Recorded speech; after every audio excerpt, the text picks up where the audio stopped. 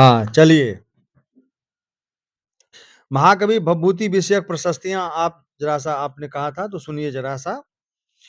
अज्ञात समालोचक ने कहा, कवयः कालिदासाद्या भवभूतिर्महाकवि। नाटके भवभूतिर्वा वयं वा वयमेव वा। कवि तो कालिदासादि हुए, भवभूति तो महाकवि हैं।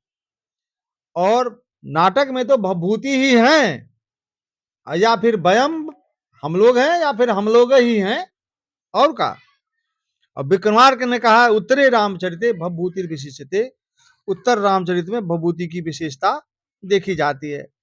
फिर एक अज्ञात ने भवभूति विषयक प्रशस्ति दी है, तीसरे नंबर में सुनिए।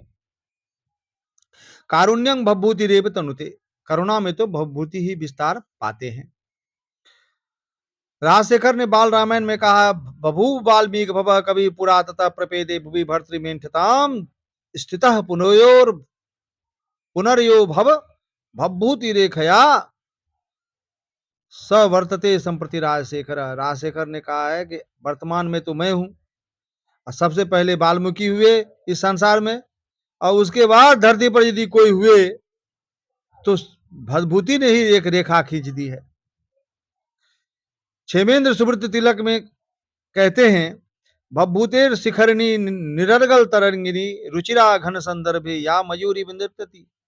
भवभूति की जो शिखरणी छंद है वो निरर्गल तरंगिनी है, अविरल प्रवाह है। कैसे? जैसे बादल लगने पर मयूरी नाचती है, वैसे ही भवभूति की जो कविता है, भवभूति का जो काव्य है, उस पर शिखरणी छंद नाच करती है। गोवर्धनाचार्य ने आर्या सप्तशती में कहा है, भवभूते संबंधात भूधर भूरेव भारती भात एतत् कृत कारुण्य किम अन्यथा रोदिति ग्रावा। भवभूति के संबंध से पर्वत युक्त पृथ्वी की तरह सरस्वती शोभा पाती है जैसे, और फिर उस शोभा में केवल करुणा रह जाती है, कंठ से रोने की आवश्यकता नहीं है। धनपाल ने तिलक मंजरी में कहा है, अस्पष्ट भाव रसा चित्रे पादन्यासे प्रवर्तिता नाटकेषु नट स्त्री व भारती भवभूति ना। भवभूति की के द्वारा जो सरस्वती है वो नट स्त्री की तरह नाटकों में रमन करती है, नाचती है, जैसे स्पष्ट भाव रस के चित्रों के द्वारा पादन्यासों से प्रवर्तित भवभूति की कविता नाचती रहती है। भोज ने भोज प्रबंध में कहा है, सुकवि द्वितीय मन्ये निखिले भी महितले भवभूति सुखश्चायम वाल्मीकि स्तृतियो नयो। सुकवि इस संसार में द्वितीय मन्ये दो बार ही हुए, भवभूति और सुखश्चायम वाल्मीकि। एक दो भवभूति, दूसरा सुख स्वरूप वाल्मीकि, और तृतीयो अनयो, और तीसरे जो हुए इनसे भिन्न हुए कोई और। होते रहे, बहुत हुए और बहुत आए और बहुत गए। जल्लन ने सूक्ति मुक्तावली में कहा है, रत्नावली पूर्वक मन्यदास तामसी मभोगस्य बचोमयस्य पयोधरस्य हिमाद्रिजाया परम विदुषा भवभूतिरेव। भवभूति के विषय में जल्लन ने कहा है सूक्ति मुक्तावली में, रत्नावली पूर्वक अन्यदास तामसी मभोगस्य बचोमयस्य, और दूसरे जो तामसी भोग वृत्ति है वाणी का, वो तो पयोधर की तरह, पयोधरस्य इव हिमाद्रिजाया, हिमाद्रिजा की पयोधर की तरह ही भवभूति की वाणी विभूषित हो रही है। फिर जल्लन ने सूक्ति मुक्तावली में कहा है, भवभूति मनादृत्य निर्माण मतिना मया मुरारी पद चिंतायाम इदम आधीयते मना। भवभूति का अनादर करके ही मैं निर्वाण मति के द्वारा मुरारी पद की चिंता करने लगा। अब भवभूति में मैंने अपना मन लगा देने से भगवान में मेरा मन स्वयं लग गया, क्योंकि भवभूति ने उत्तर रामचरितम लिखा, भगवान राम के विषय में, परमात्मा के विषय में अपना ग्रंथ लिखा है। वागपति राज में गौड़वह आचार्य कहते हैं, भवभूति जल निर्गत भव भूति जल जलधि निर्गत काव्यामृत रसगणा इव स्फुरंती यस्य विशेषा अद्यापि विकटेषु कथा निवेशेषु। भवभूति रूपी समुद्र से निकले हुए काव्यामृत रस के कण की तरह ही भवभूति की कविता शोभित होती है, जिसके रस विशेष से आज भी कथा विकटेषु कथा निवेशेषु, विकट कथाओं में हमारा निवेश हो पाता है, हमारा मन लग पाता है। एक अज्ञात कवि ने कहा है, जडा नाम विवेक चैतन्यम भभूते रभूत गिरा ग्रावाप्यरोदित पार्वत्या हस्तस्म स्तनावपि। भभूति की वाणी जड़ों के हृदय में भी चैतन्यता उत्पन्न कर देती है, जैसे पार्वती स्तनों से हंसते हुए भी जोर से रोने लगती है। सदुक्ति करणामृत में कहते हैं, अंतर्मोदम कमपि भभूतेर वितुनते। कोई भीतर से यदि प्रसन्न थोड़ा भी हो तो भभूति की वाणी उसमें प्रवेश कर जाती है।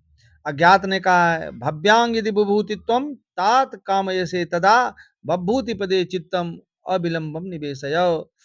संसार में यदि विभूतित्वम यदि तुम चाहते हो, विभूति चाहते हो, तो बभूति के चरणों में अपने चित्त को लगा दो। विश्वेश्वर पांडे ने कहा, बभूतेर विचित्ति व्यभिचार मुचो गिराम गुम्फा विधिना पे दुर्निवारम तेषाम खलु भाव भृतत्वम। भूति के जो विचित्त व्यभिचार है, मन हट जाने की जो बात है, उनकी वाणी से गुम्फित हो जाती है, इकट्ठी हो जाती है। और इस इकट्ठे होने को ब्रह्मा भी यदि चाहे तो उसको रोक नहीं सकता है, क्योंकि भभूति का जो भाव व्याख्यान है वो गजब का है। कपिल देव द्विवेदी कहते हैं, भभूते कपीन्द्र से वाणी काम दुधामता ब्रह्मानंद सहोदरिया या तनोति मुदम सदा। वो कहते हैं भभूति कमिंद्र की जो वाणी है वो कामना को दोहन करने वाली है। कैसे? वो ब्रह्मानंद सहोदरा है, सहोदरी है, जो मन को हमेशा प्रसन्न करके विस्तार करती है। भभूति ही कहते हैं अपनी वाणी में, सांबा पुनादो भभूतिर पवित्र मूर्ति। अंबा के सहित से भी भभूति पवित्र मूर्ति भभूति को पवित्र करें। मालती माधव की प्रस्तावना में ही कहा गया है कि भभूतिर नाम कवि निसर्ग सौहृदय न भारतेषु वर्तमान।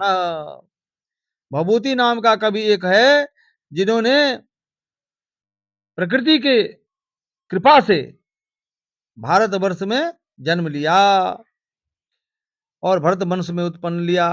कबीर और कल्हन ने अपनी राजतरंगिनी में कहा है, कबीर वाकपति राजश्री भवभूत्यादि सेविता जितो ययो यशो वर्मा तद गुणस्तुति वंदिता।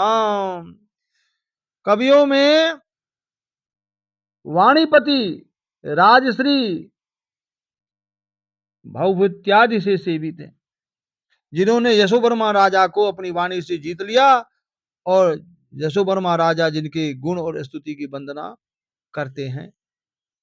और भभूति स्वयं अपने काव्य में कहते हैं, तपस्वी काम गतो अवस्थामिति स्मराननाविव गिरिजायास्तनो वंदे भभूति सीताननो। कौन ऐसा तपस्वी है जो कामदेव को प्राप्त हो सकता है, कामदेव की अवस्था को प्राप्त हो सकता है, क्योंकि स्वयं जगदम्बा गिरिजा जो है उनके अपने स्तनों से अब उनकी मनोकामना पूर्ण करती है। और भभूति जिसके सरस्वती की वंदना, जिस गिरजा की वंदना, इनके आनंद का दर्शन करते हैं, तो भभूति धन्यवाद के पात्र हैं। और आप लोगों ने जो ये वीडियो सुना है, आप भी धन्यवाद के पात्र हैं।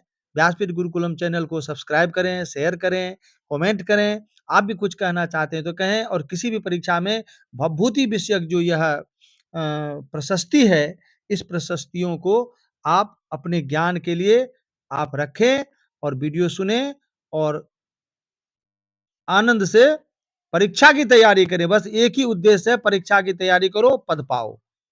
हमें तो कुछ नहीं चाहिए। आप लोगों से प्रेम से बोली वृंदावन बिहारी लाल की जय।